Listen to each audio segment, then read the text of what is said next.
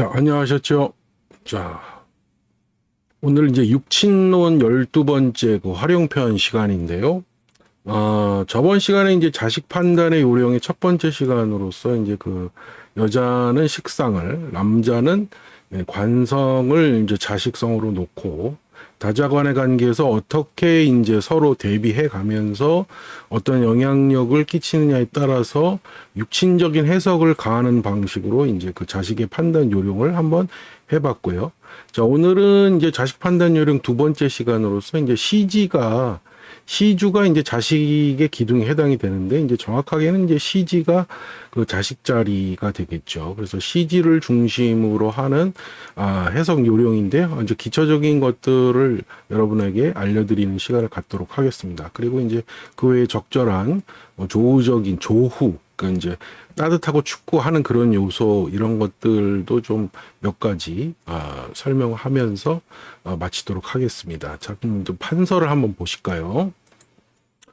자, 우선 시지가 이제 시지를 중심으로 이제 해석하는 건데요. 저기 나와 있는 표처럼 지금 여기 보시면은 요 사주표가 있죠. 그러면 이제 당연히 우리가 알고 있는 것처럼 이 월지가 이제 부모, 그 다음에 이제 일간이 이제 자기 주인공이 되겠죠. 여기는 배우자 자리, 그 다음에 이제 요 자리가 이제 자식의 자리가 되겠죠. 그래서 여기가 시지가 자식의 자리가 되는 궁입니다. 그래서 이제 요 자리에 어떤 글자가 오느냐에 따라서도 매우 이야기가 다변화하기 때문에 한번 살펴보도록 할게요. 자, 우선 먼저 사주를 먼저 펼치면은 우리가 이제 사주 명식을 작성하게 되면 먼저 보는 것 중에 하나가 뭔가요? 일단 공망을 보겠죠. 공망. 자, 그래서 일주가 뭐냐에 따라서 일간에 따른 공망을 살펴서 이 공망에 해당되는 글자가 여기가 시지가 된다. 그러면은 보통 이런 것 때문에 이제 자식 자리가 이제 보통 이 자리를 우리가 돌아갈 귀자에다가 그래서 돌아가서 이제 그 잠잔다, 그래서 귀숙지지다, 이렇게 이야기합니다. 돌아갈 귀자를 써서. 그게 뭐냐면 이제 일간이 나이를 먹으면 자식한테 의지하게 되는 거니까요.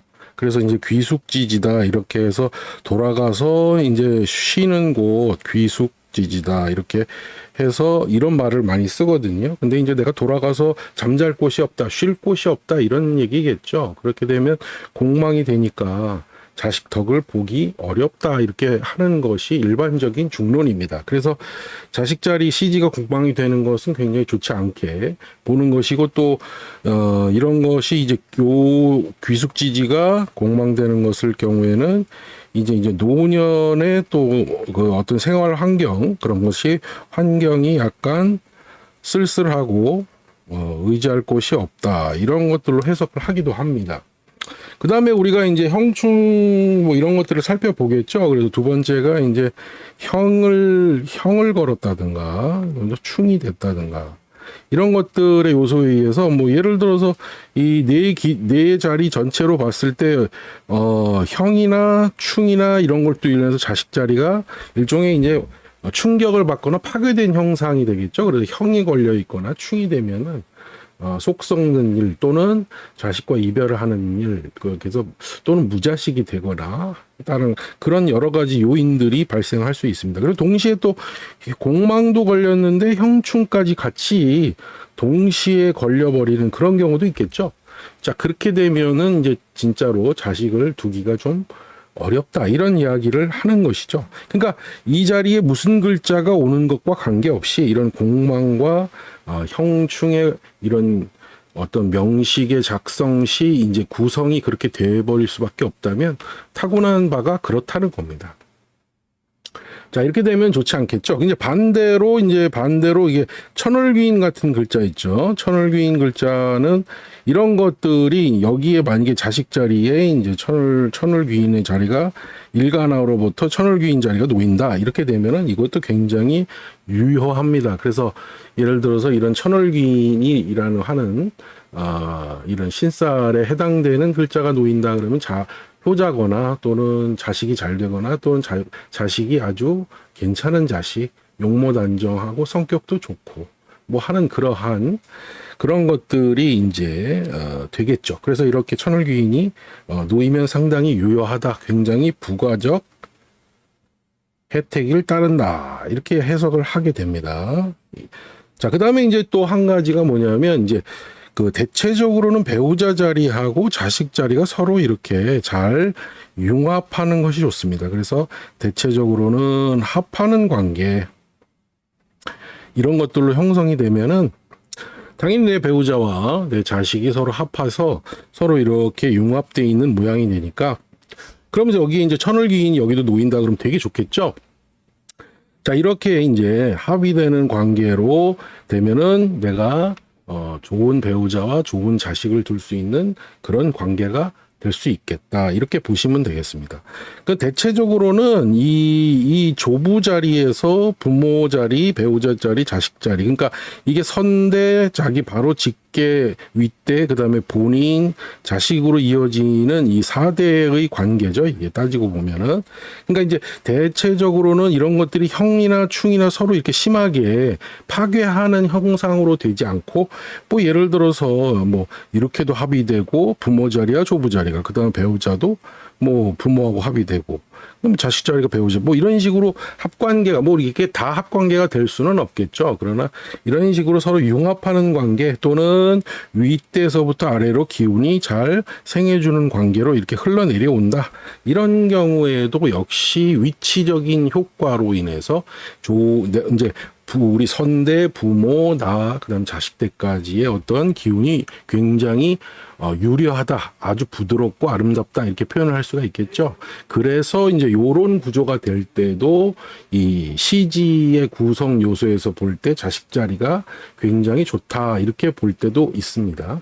그다음에 우리가 이제 네 번째로 보면 이제 용신 관계로 볼 때는요, 이 용신이라고 하는 이제 억부의 용신을 말합니다. 이제 이런 억부 차원의 용신이 또 이제 시지에 가 있다고 한다면 역시 이제 자식이 잘 되고 그다음에 좋은 자식을 둘 확률이 굉장히 많겠죠.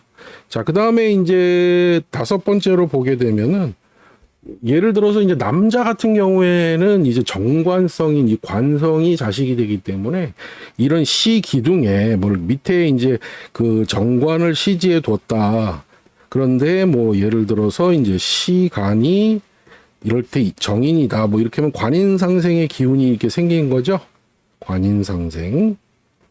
자, 이런 것의 효과가 시주에 나타났다. 위아래로 관인상생에. 그렇게 되면 역시 또 이럴 때도 관과 인성의 어떠한 기운이 일간을 생해주게 되는 유정한 관계로 형성되기 때문에 이제 귀한 자식을 얻을 수 있다. 이렇게 보는 것이 일반적이죠. 그래서 이제 자리에 이제 오는 것이 꼭 그 원래 자식성인 식신이나 상관 또는 정관, 편관이 아니더라도 자, 이렇게 여러 가지 요소에 의해서 이것이 이제 작용을 하게 되는 것이죠. 근데 이제 만약에 그 아까 반대로 말했던 용신이 아니라 기신 같은 것에 해당되는 글자가 이제 만약에 여기에 와 있다 그러면 당연히 자식이 좋을 리가 없겠죠. 용신의 반대가 기신이 되는 것이니까요. 자, 그렇기 때문에 이럴 때는 굉장히 이제 불리한 것으로 해석하는 경우가 많습니다. 반대로 이제 시지에서 일지를 오히려 극을 하거나 충을 하게 되는데 이렇게 오히려 극을 해 오는 경우도 있겠죠. 이런 경우에도 보면은 이제 자식과 사이가 좋지 않은 경우가 많고요. 그 다음에 이제 요 자식 자리 위에 이제 겁재 같은 글자가 있어서 이제 재를 탈지하게 되는 경우에는 아무래도 재성을 빨리 내놔라, 돈을 빨리 달라 하는 그런 요소가 되겠죠. 그러다 보니까 자식이 이제 재물을 탐하는 내 자식이 내 재산을 탐하는 그러한 효과로 나타날 수도 있다는 거죠. 특히나 이제 이 겁재가 기신에 해당되게 된다면은 이제 자식이 성질이 좀 안 좋거나 불효자식이 되거나 뭐 하여튼 좀 집안에 누를 끼칠 수 있는 요소로 작용할 수도 있다. 자, 그렇게 보시면 될 것 같고요. 자, 요거는 이제 한번 지어 볼게요. 자, 이제 그것과 관련해서 일단은 그래서 이 사주의 식상이, 남자 같은 경우에는 너무 식상이 퇴과하거나, 남자 같은 경우에는, 여자 같은 경우에는 너무 인성이 퇴과하거나, 이런 경우에는 이런 숫자가 많다는 거는 이게 일단은 이 자식을 보기가 어렵다, 무자식이 될 확률이 좀 많다고 보는 것이 보편적입니다. 왜냐하면 식상태과는 이제 관성을 너무 다 파괴할 확률이 많고, 인성은 이제 식상을 다 파괴할 확률이 많아서 이렇게 중첩되거나 퇴과되면은 자식 두기가 어렵다. 또 반대로 이제 예를 들어서 자식을, 이제 자식성을 오히려, 그러니까 이제 만약에 이제 남자 같은 경우에는 이제 관성이 자식이라고 그랬죠. 이제 이것을 생해주는 재성이 너무 생하는 육신이 너무 많거나 중첩돼도 오히려 이제 자식을 두기 어렵다, 이렇게 이야기하기도 합니다. 그래서 이런 것을 잘 보시고 그 해석을 해야 되겠죠. 만약에 이제 그 일간이, 여자 같은 경우는 일간이 너무, 일간 자체가 신약해 버리면, 이게 식상이 너무 과다하게 되면 이럴 경우에도 마찬가지로 또 자식이 무자식이 될 확률이 굉장히 많겠죠. 특히나 이제 여자 사주에서는 인성이 퇴왕하면은 이제 많게 된다, 이렇게 되는 것은 굉장히 그 자식에 대한 화가 미치거나 그런 것으로 해석하는 경우가 많아서 조금 우려스러운 경우가 많겠죠. 그 다음에 이제 그 추가적으로 이제 조후라고 해서, 조후는 이제 사주가 너무 온도죠, 한마디로 말해서 뜨겁거나 너무 춥거나 이럴 때 이제 조후가 맞다 안 맞다 이렇게 이야기하는데요. 사주가 너무 뜨겁거나 더운 사주, 아주 뜨거운 사주, 그 다음에 너무 추운 사주, 한쪽으로 너무 치우쳐서요, 이렇게 되면은 보통 자식 두기가 어렵다, 그러면 결혼도 사실상 어렵다, 이렇게 보는 건데요. 자, 이럴 때 이러한 것을 해결해주는, 너무 더운 것을 시원하게 해주고 해결할 수 있는 그런 글자가 오는 시기, 그런 운이죠. 그러면 너무 추우면 이제 불이 들어오는 시기, 따뜻해질 때 마찬가지로 이제 결혼이 이루어지면서 득자할 수 있는 요소가 된다, 이렇게 우리가 해석을 합니다. 그 다음에 이제 시주에 이제 그 겁재, 아까 말씀드렸죠, 겁재. 그러면 그런 것들이 이제 귀신에 해당되면은 자식이 이제 굉장히 신체는 좋은데 불량스럽거나 또는 성격이 좋지 않거나 좀 그런 경우가 많겠죠. 네, 그래서 이제 그런 것도 살펴봐야 되고요. 자, 그 다음에 이제 추가적으로 뭐 그 볼 때 득자하는 시기로 보면은 우리가 보통 그 대운 시기에서 이제 결혼의 시기가 판단되면은 보통 이제 이것이 이제 용신에 해당되는 그런 시기다, 대운이. 그럼 이럴 때 대체적으로 결혼이나 득자도 가능하다, 이렇게 이제 해석하는 경우가 많습니다. 그리고 아까 말씀드린 대로 너무 조열한 사주는 이것을 해결해주는 이런 글자, 조후의 용신이라고 하겠죠. 이런 경우에는 이제 자식을 낳는 경우도 발생하겠습니다. 자, 그래서 이제 지금 판서 보신 내용을 가지고, 자, 기초적으로 이제 한번, 기억하실 만한 내용들을 정리를 해봤는데요.